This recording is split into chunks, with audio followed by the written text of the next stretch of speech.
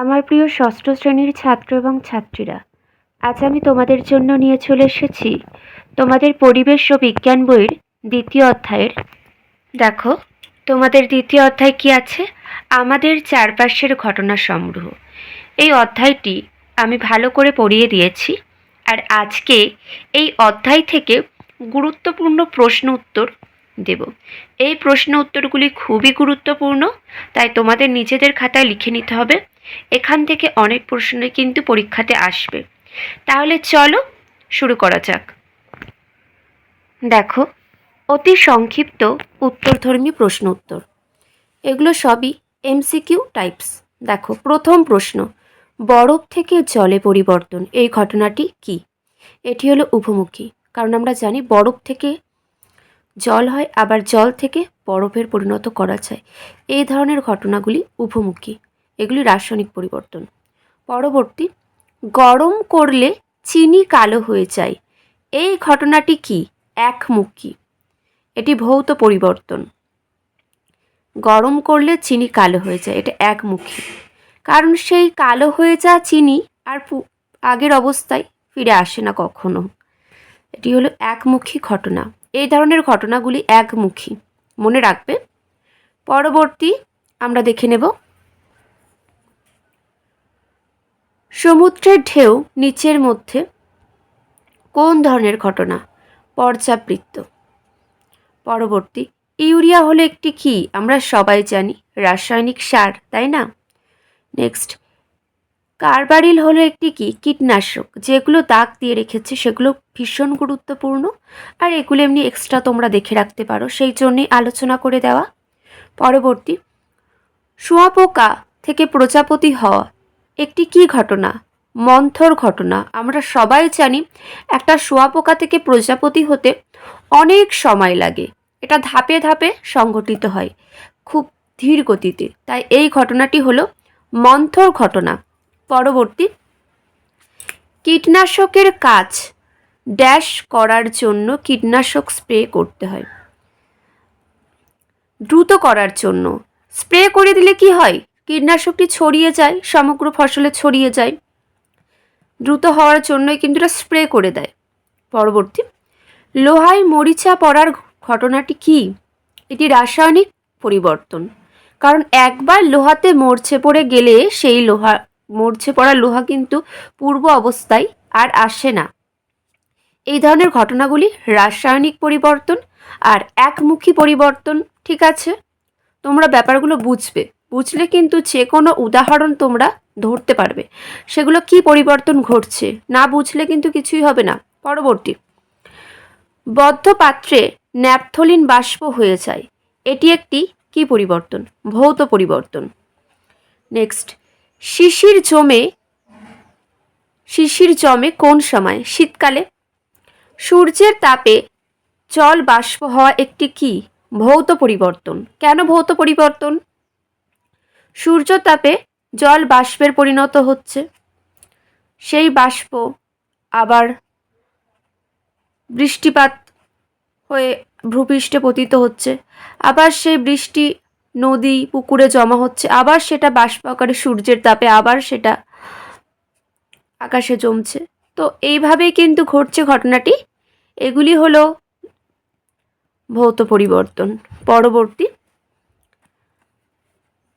জলে ড্যাশের উপস্থিতির জন্য মানুষের হাতে পায়ে কালো ছোপ পড়ে? আর্সেনিক, যেটা খুবই খারাপ।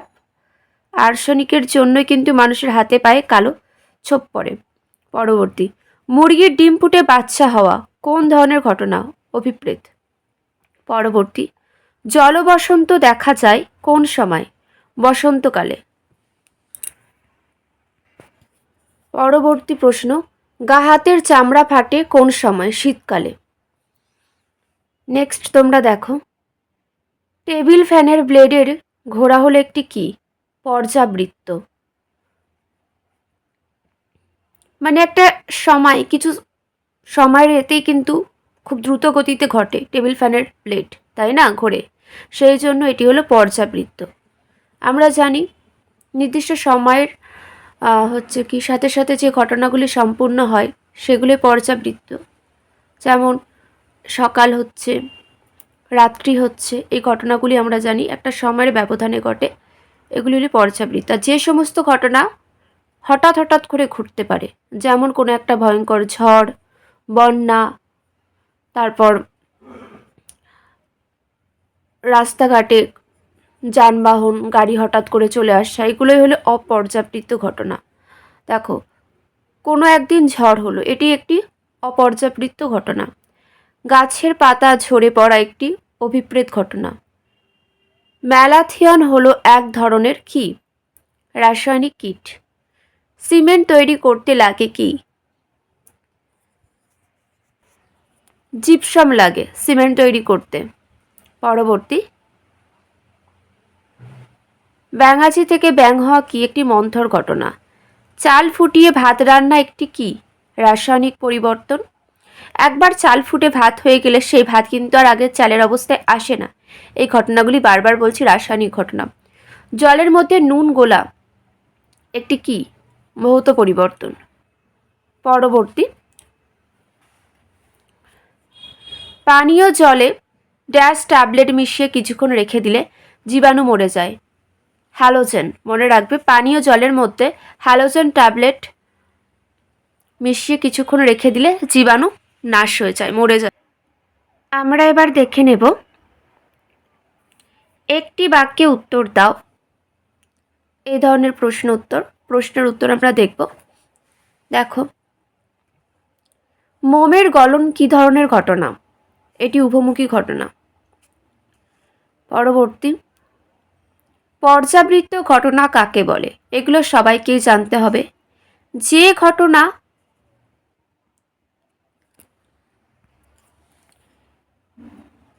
একটি নির্দিষ্ট সময় অন্তর ঘটতে থাকে তাকেই বলা হয় পর্যাবৃত্ত ঘটনা। অপর্যাবৃত্ত ঘটনা কাকে বলে? যে ঘটনা কোনো সময়ের নিয়মে ঘটে না তাকে অপর্যাবৃত্ত ঘটনা বলে। পরবর্তী, একটি অপর্যাবৃত্ত আর পর্যাবৃত্ত ঘটনার উদাহরণ আমরা দেখব। জোয়ার ভাটা হলো একটি পর্যাবৃত্ত ঘটনা, কারণ জোয়ার ভাটা হয় কিছু সময়ের ব্যবধানে, নির্দিষ্ট সময়ের ব্যবধানে ঘটে। এগুলি হলো তাই জন্য এটি পর্যাবৃত্ত ঘটনা। রাস্তায় গাড়ির আসা যাওয়া হলো অপর্যাবৃত্ত ঘটনা। কখন হুটহাট করে রাস্তায় গাড়ি চলে আসে, তাই না? এগুলো নির্দিষ্ট সময়ের সাপেক্ষে ঘটে না, তাই এটি হলো অপর্যাবৃত্ত ঘটনা। পরবর্তী, আমরা এবার জেনে নেব মনুষ্য সৃষ্ট ঘটনা বলতে কি বোঝো। প্রকৃতিতে যে সমস্ত ঘটনা মানুষের দ্বারা ঘটে তাদের বলা হয় মনুষ্য সৃষ্ট ঘটনা। এই প্রকৃতিতে যে সমস্ত ঘটনা মনুষ্য দ্বারা ঘটে, মানুষের দ্বারা সৃষ্টি, তাকে বলা হয় মনুষ্য সৃষ্ট ঘটনা। পরবর্তী, প্রাকৃতিক ঘটনা বলতে কি বোঝো। প্রকৃতিতে যে সমস্ত ঘটনা প্রকৃতির আপন নিয়মে ঘটে তাদের বলা হয় প্রাকৃতিক ঘটনা। যেমন একটা অঙ্কুর থেকে চারা গাছ, সেই চারা গাছ থেকে যে গাছটি একটু বড় হচ্ছে, এই যে প্রাকৃতিক নিয়মে এই ঘটনাগুলি ঘটছে, কুড়ি থেকে ফুল ফোটা, এগুলো হলো প্রাকৃতিক ঘটনা। পরবর্তী, একটি জৈব সার ও একটি অজৈব সারের উদাহরণ দাও। একটি জৈব সার হলো ইউরিয়া, একটি অজৈব সার হলো ডাইঅ্যামোনিয়াম ফসফেট। পরবর্তী, দ্রুত ঘটনা বলতে কি বোঝো। যেসব ঘটনা তাড়াতাড়ি ঘটে তাদের দ্রুত ঘটনা বলে। যেসব ঘটনা তাড়াতাড়ি ঘটে তাদেরকে কি বলা হয়? দ্রুত ঘটনা। মন্থর ঘটনা কাকে বলে? যেসব ঘটনা ধীর গতিতে ঘটে তাদের বলে মন্থর ঘটনা। যে সমস্ত ঘটনা খুব তাড়াতাড়ি ঘটে তাদেরকে বলে দ্রুত ঘটনা, আর যে সমস্ত ঘটনা খুব ধীর গতিতে ঘটে তাদেরকেই বলা হয় মন্থর ঘটনা। পরবর্তী, একটি দ্রুত ঘটনার উদাহরণ দাও। একটি জলপূর্ণ পাত্রে পোড়া চুন ঢাললে সঙ্গে সঙ্গে জল টকবক করে ফুটতে শুরু করে, এটি একটি দ্রুত ঘটনা। একটি মন্থর ঘটনার উদাহরণ দাও। মাটির নিচে চাপা পড়ে থাকা গাছ ও জীবজন্তুর দেহ থেকে যে কয়লা তৈরি হয়, এটি একটি মন্থর ঘটনা। কারণ মাটির নিচে চাপা পড়ে থাকা গাছ জীবজন্তুর দেহ কোটি কোটি বছর থাকার পরে কিন্তু আস্তে আস্তে বিভিন্ন প্রক্রিয়ার মধ্য দিয়ে কয়লার পরিণত হয়, তাই ধীর গতিতে ঘটনাটি ঘটছে বলে এটি মন্থর ঘটনা। পরবর্তী, একটি ভৌত পরিবর্তনের উদাহরণ দাও। বরফ গলে জল হয় একটি ভৌত পরিবর্তন। একটি রাসায়নিক পরিবর্তনের উদাহরণ দাও।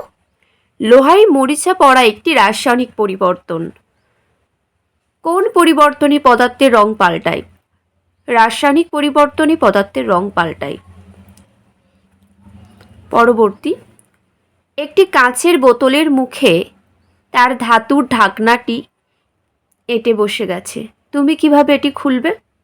ঢাকনা সহ বোতলের মুখটি গরম করলে ধাতব ঢাকনাটি তাপের প্রভাবে প্রসারিত হবে, ফলে ঢাকনাটি খুলে যাবে। পরবর্তী, পানীয় জলে ঝাঁঝালো গন্ধ পাওয়া যায় কেন? পানীয় জলের জীবাণু নাশ করার জন্য ক্লোরিন মেশানো হয়। এই ক্লোরিনের উপস্থিতির জন্য পানীয় জলে ঝাঁঝালো গন্ধ পাওয়া যায়। নেক্সট, জামা কাপড় দাগ লাগলে লেবুর রস দেওয়া হয় কেন? জামা কাপড়ের দাগ লাগা অংশে লেবুর রস দিলে লেবুর রস রাসায়নিক পরিবর্তন ঘটায়, ফলে দাগ মিলিয়ে দেয়। প্রিয় ছাত্রছাত্রীরা, আবারও বলছি, যেগুলো খুবই গুরুত্বপূর্ণ সেগুলো মার্ক করা আছে, দাগ দেওয়া আছে, আর যেগুলো এমনি জাস্ট জেনে রাখা দরকার সেগুলো আলোচনা করে দিচ্ছি। এই ধরনের প্রশ্ন যেগুলো দেখো জেনে রাখা দরকার আর এগুলো মার্ক করা আছে, এগুলো বেশি গুরুত্বপূর্ণ, এগুলো সবাইকে জানতে হবে, কিন্তু এগুলো থেকে আসার সম্ভাবনাটা প্রবল। পরবর্তী প্রশ্ন দেখব। পরবর্তী প্রশ্ন দেখো, আমাদের শরীরে ঘটে এমন দুটি রাসায়নিক পরিবর্তনের উল্লেখ করো। আমাদের শরীরে ঘটে এমন রাসায়নিক পরিবর্তন, উদাহরণ হলো চোখে ছানি পড়া ও খাদ্য হজম করা। পরবর্তী, এরূপ একটি ভৌত পরিবর্তনের উদাহরণ দাও যেখানে তাপ উৎপন্ন হয়। জলে গাঢ় সালফিউরিক অ্যাসিড যোগ করলে তাপ উৎপন্ন হয়। পরবর্তী, ডাবের মুখ কেটে রাখলে বাদামি হয়ে যায় কেন? বাতাসের অক্সিজেনের সংস্পর্শে ডাবের কেটে রাখা অংশ রাসায়নিক বিক্রিয়া ঘটে, বাদামি বর্ণ ধারণ করে। আমরা এবার জানব সংক্ষিপ্ত উত্তরধর্মী প্রশ্ন উত্তর। একটু বড় প্রশ্নের উত্তর আমরা দেখব। দেখো, প্রশ্নের মান 2 অথবা 3 থাকতে পারে। প্রথমে দেখে নেব অভিপ্রেত ঘটনা বলতে কি বুঝছো, উদাহরণ সহ ব্যাখ্যা করো। যেসব ঘটনা প্রকৃতির নিয়মে স্বাভাবিকভাবে ঘটে এবং যার ফলে প্রকৃতি বা জীব জগতের কোনো ক্ষতি হয় না, তাদের বলা হয় অভিপ্রেত ঘটনা। যেমন চারা গাছ থেকে ডালপালা সমেত বড় গাছ সৃষ্টি হওয়া একটি অভিপ্রেত ঘটনা। বুঝতে পারলে, যেসব ঘটনা আমাদের পৃথিবীতে প্রাকৃতিক নিয়মে প্রকৃতির নিয়মেই ঘটে আর যার ফলে এই পৃথিবীতে কোনো ক্ষতি হয় না, কোনো কিছুর ক্ষতি হয় না, সেই সমস্ত ঘটনাকেই বলা হয় অভিপ্রেত ঘটনা। যেমন চারা গাছ থেকে ডালপালা সমেত বড় গাছের সৃষ্টি একটি অভিপ্রেত ঘটনার উদাহরণ। পরবর্তী, আমি আর একটা বলেছি কুড়ি থেকে ফুল ফোটা, এগুলো অনভিপ্রেত ঘটনা বলতে কি বোঝো, উদাহরণ সহ ব্যাখ্যা করো। যে সমস্ত ঘটনা প্রকৃতির নিয়মে বা স্বাভাবিক নিয়মে ঘটে না, যার ফলে প্রকৃতি ও জীবজগতের ক্ষতি হয়, তাদের অনভিপ্রেত ঘটনা বলে। যেমন গাছ কাটা, ভূমিকম্প। যে সমস্ত ঘটনা প্রাকৃতিক নিয়মে ঘটে না, যেগুলি অস্বাভাবিকভাবেই ঘটে, যেমন যার ফলে প্রকৃতি জীবজগতের অনেক ক্ষতি হয়, তাদেরকেই বলা হয় অনভিপ্রেত ঘটনা, যেমন গাছ কাটা বা ভূমিকম্প। পরবর্তী, এই প্রশ্নটা খুবই গুরুত্বপূর্ণ। দেখো, রেল লাইনে দুটি লাইনের জোরের মুখে ফাঁক রাখা হয় কেন? তোমরা সবাই দেখেছো রেল লাইনে দুটি লাইনের জোরের মুখে ফাঁক থাকে, সেই ফাঁক রাখার কারণ কি এটা জানতে হবে সবাইকে খুব ভালো করে।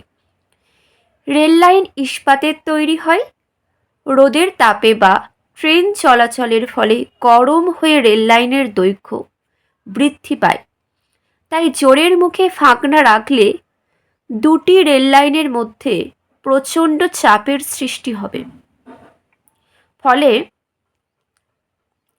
রেল লাইন বেঁকে গিয়ে দুর্ঘটনা ঘটতে পারে। সেই জন্যই কিন্তু রেল লাইনের দুটি লাইনের জোরের মুখে ফাঁক রাখা হয়। আবারও দেখো, রেল লাইন ইস্পাতের তৈরি হয়। রোদের তাপে বা ট্রেন চলাচলের ফলে গরম হয়ে রেল লাইনের দৈর্ঘ্য বৃদ্ধি পায়।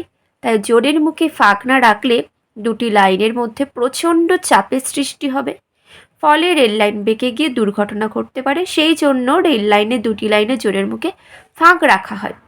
পরবর্তী দেখো, এরকমও আসতে পারে, এমন একটি ঘটনার উল্লেখ করো যেখানে ভৌত রাসায়নিক পরিবর্তন একই সাথে ঘটে। মোমবাতি যখন জ্বলে তখন বাতাসের অক্সিজেনের সংস্পর্শে সে মোম রাসায়নিক পরিবর্তন ঘটায় এবং কার্বন ডাই অক্সাইড ও জলীয় বাষ্প উৎপন্ন করে। আবার মোম যখন জ্বলে তখন কিছু মোম গলে যায়, এটি হলো ভৌত পরিবর্তন। পরবর্তী প্রশ্ন দেখো, এখন শীতকাল, সবার এই সমস্যাগুলো হচ্ছে। শীতকালে গা হাত পায়ের চামড়া বা ঠোঁট ফাটে কেন, আর এর প্রতিকার কি? শীতকালে আমরা দেখেছি আবহাওয়া কি থাকে, শুষ্ক থাকে, তো সেই সমস্ত কারণে অনেক মানুষ, প্রত্যেকটা মানুষেরই প্রায় চামড়া ঠোঁট ফাটে। দেখো, শীতকালে বাতাসে জলীয় বাষ্পের পরিমাণ অত্যন্ত কম থাকে, তাই আমাদের গায়ের চামড়া বা ঠোঁটের জলীয় অংশটুকু বাতাসে মিশে যায়, ফলে আমাদের চামড়া শুকনো হয়ে গিয়ে ঠোঁট ফাটে। মনে রাখবে, শীতকালে বাতাসে জলীয় বাষ্পের পরিমাণ অত্যন্ত কম থাকে, তাই আমাদের গায়ের চামড়া বা ঠোঁটের জলীয় অংশটুকু বাতাসে মিশে যায়, ফলে আমাদের চামড়া শুকনো হয়ে গিয়ে ফেটে যায়। শীতকালে গা হাতে বা ঠোঁটে ক্রিম মাখলে ক্রিম আমাদের চামড়ার উপরে একটা আবরণ তৈরি করে, ফলে দেহের জলীয় অংশ আর বাতাসে মিশতে পারে না, তাই চামড়া বা ঠোঁট ফাটেও না। আশা করছি বুঝতে পেরেছ। পরবর্তী দেখো, ভৌত পরিবর্তন হলো উভমুখী ঘটনা, আর এর সপক্ষে একটি ঘটনার উল্লেখ করো। আমরা সবাই জানি ভৌত পরিবর্তন উভমুখী ঘটনা, তাই না? একখণ্ড বরফকে গরম করতে থাকলে এটি গলে জল হয়ে যায়, আবার সেই জলকে ফ্রিজে রেখে দিলে কিছুক্ষণ পর সেটা আবার বরফ হয়ে যায়। এটি হলো ভৌত পরিবর্তন। আর যেহেতু বরফকে আগের অবস্থায় ফেরত পাওয়া যায়, তাই এটি উভমুখী পরিবর্তন। সুতরাং ভৌত পরিবর্তন হলো উভমুখী ঘটনা। পরবর্তী দেখো, শীতকালে শিশির পড়ে কেন, গরমকালে কেন পড়ে না, বর্ষাকালে কেন পড়ে না, শীতকালেই কেন শিশির পড়ে, তাই না? আমরা সবাই তো দেখছি শীতকালে শিশির পড়ছে, কেন পড়ে?